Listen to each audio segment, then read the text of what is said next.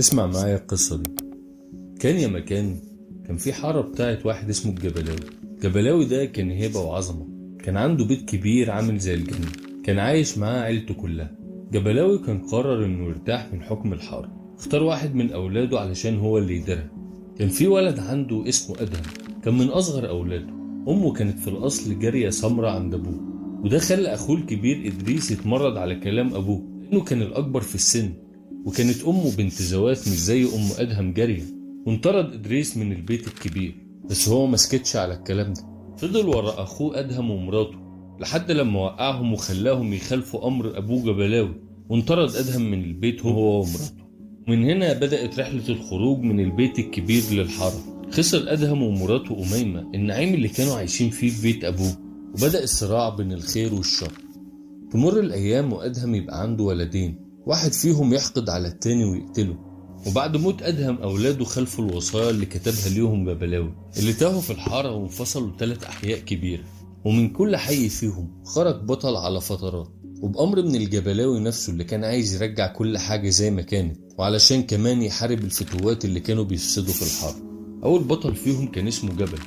اول ما اتولد امه خبته في حفره اللي لقيته فيها مرات الناظر، واخدته وربته في بيتها. لما جبل كبر بدأ يقف قصاد فساد الناظر، اللي قال لأهل الحارة إن جبلاوي كلمه من ورا سور البيت الكبير، وطلب منه إنه يقف قصاد فساد الناظر وعصابته ويرجع العدل للحارة. بس بعد لما جبل بيموت بترجع الناس للفقر والفساد والظلم، ويغيب الجبلاوي عن أولاده وأحفاده اللي عايشين في الحارة، وده يخليهم يحقدوا عليه. بعد كده ظهر البطل التاني اللي كان اسمه رفاعة، اللي كلفه جبلاوي إنه يصلح في الحارة ويقضي على الفساد والظلم، بس الفتوات والناس قرروا يقتلوه. بعد لما اتقتل اخدوا الجبلاوي عنده في جنينة البيت الكبير ودفنوا فيها. كان في بقى حي تالت اسمه حي الجرابيع، كان حي فقير جدا وعلى طول اهله مظلومين، والفتوات كانوا حاطين عليهم دايما. ظهر فيه بطل اسمه قاسم، وكان قاسم يتيم الاب والام، وكانت شغلته انه بيرعى الغنم. الجبلاوي كلفه انه يقضي على الفساد وعلى الفتوات، وقدر قاسم فعلا انه يوحد ولاد الحارة ويخليهم كلهم ايد واحدة ويسيطر على الحارة. عرفهم الخير والحق، وطلب منهم ان بعد لما يموت خليفته يكون واحد اسمه صادق. بس كان في جماعة تانية في الحارة عايزين واحد اسمه حسن هو اللي يمسك الخلافة بعديه.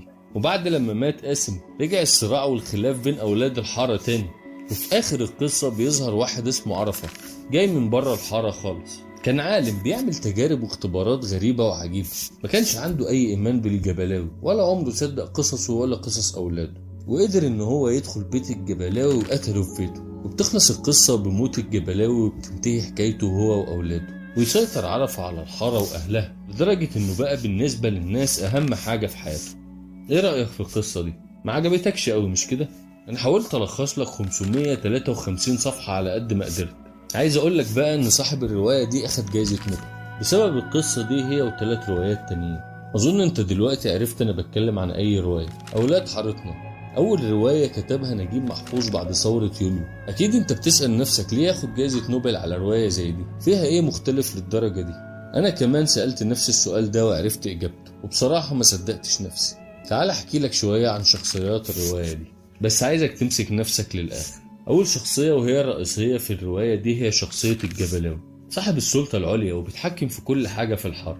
عاش في البيت الكبير وهو أبو كل الأولاد في الرواية دي، ومنهم أدهم وإدريس. وهنا نجيب محفوظ بيتكلم عن سبحانه وتعالى جل في علاه ربنا، استغفر الله العظيم من كل ذنب عظيم. الشخصية التانية وهو أدهم، هو ابن جبلاوي الأصغر من إدريس من أم تانية، مؤدب جدا ومتواضع وبار بوالديه. عينه أبوه إنه يدير الوقف. وهنا نجيب محفوظ كان بيتكلم عن سيدنا آدم عليه السلام. إدريس بقى الابن الأكبر لجبلاوي، وكان مطيع ومجتهد، عمره ما خالف أمر أبوه، ومحدش كان بيسمع عنه أي حاجة غير كل خير. بس خرج عن طوع أبوه لما فضل ابن الجارية عليه وهو أخوه الصغير أدهم. والشخصية دي نجيب محفوظ كان بيتكلم فيها عن إبليس أو إدريس، الاتنين على نفس القافية.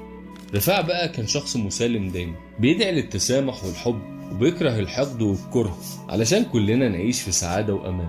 وهنا نجيب محفوظ كان يقصد سيدنا عيسى عليه السلام. الشخصية اللي بعدها هي شخصية واحد اسمه جبل، هو حفيد الجبلاوي، اتولد في بيت ناس فقيرة، اتبنته أسرة غنية وعندها سلطة عالية في المجتمع.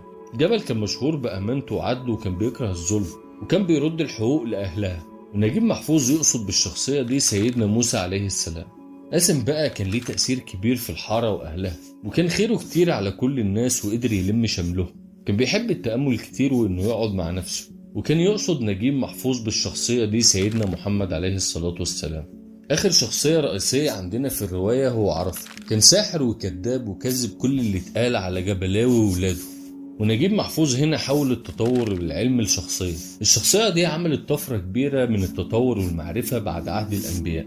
كان في كمان كام شخصية فرعية في الرواية بس كانوا مهمين طبعا. عندك أميمة البنت السمراء اللي كان بيحبها أدهم واتجوزها، واللي كانت سبب من الأسباب إنه عصى أبوه خرج من البيت الكبير. وطبعا انت فهمت ان نجيب محفوظ يقصد بأميمة دي ستنا حواء عليه السلام. شخصية قمر بقى هي أرملة راجل من أغنياء الحارة، حبت قاسم لما سمعت انه صادق وأمين وعرضت عليه الجواز. وطبعا هنا نجيب محفوظ بيتكلم عن ستنا خديجة رضي الله عنها.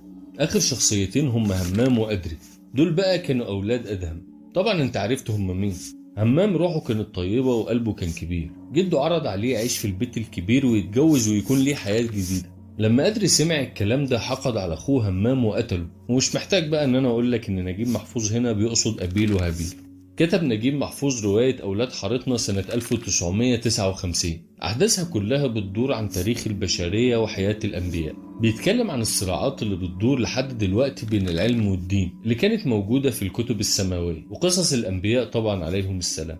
والثلاث أحياء اللي اتكلم عليهم كان بيتكلم عن الديانات الثلاثة، وإن العلم قدر في الآخر إنه يشغل الناس عن الدين وانتصر. الأزهر وقتها رفض إن الرواية دي تتطبع وتنزل في السوق، بس نزل منها أجزاء في جريدة الأهرام قبل ما تتوقف تاني. في ناس بقى طلعت كفرت نجيب محفوظ وطلبوا قتله، وكان في محاولة اغتيال حصلت له. هو ما ماتش وقتها، بس اللي حصل له يوميها أثر عليه لحد لما مات في سنة 2006. ونزلت روايته في مصر بشكل رسمي من خلال دار الشروق سنة 2006، وتحولت الرواية لمسلسل إذاعي من إنتاج إذاعة صوت العرب. وبيقولوا إن في سنة 2020 اشترى الممثل عمرو سعد حقوق الرواية، وقال إنه بيتفاوض مع شركات إنتاج عالمية عشان ينتجوا له الرواية دي.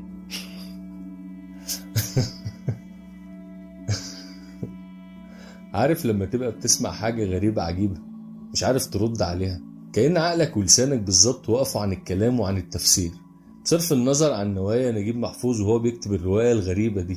بس هو ازاي مسك القلم والورقة وقدر يكتب الكلام ده؟ ازاي عقله جابه انه يشبه ربنا سبحانه وتعالى والانبياء بالشخصيات دي؟